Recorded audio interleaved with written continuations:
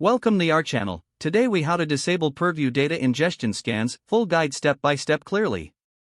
To disable Purview data ingestion scans, start by logging into your Azure portal. Navigate to the Azure Purview resource. In the left-hand menu, locate and select the Data Map option. Under Data Map, choose Ingestion to view your current ingestion scans. Identify the specific data source you wish to disable scanning for. Click on the data source name to access its settings. Within the settings, find the Scan section. Toggle the scan status to off or select the option to disable scanning. Confirm your changes when prompted to ensure they are saved. Next, return to the main Purview dashboard. To review the status of your ingestion scans, click on Scan Management. Here, you can check that the desired scans are indeed disabled. If needed, repeat the steps for any additional data sources.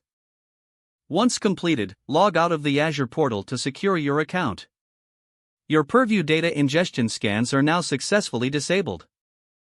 If the page does not load, refresh the browser or try again in a private or incognito window.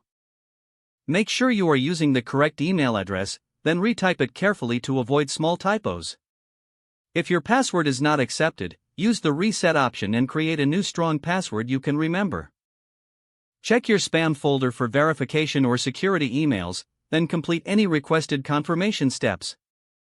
Enable two-factor authentication if available to improve account security and reduce unauthorized access risk. After signing in, review your profile details so your contact information and settings are accurate and current. If you see an error message, note it down and try again after restarting your device and internet connection. Log out when you finish, especially on shared devices, to keep your account and payment information secure. If the page does not load, refresh the browser or try again in a private or incognito window. Make sure you are using the correct email address, then retype it carefully to avoid small typos. If your password is not accepted, use the reset option and create a new strong password you can remember.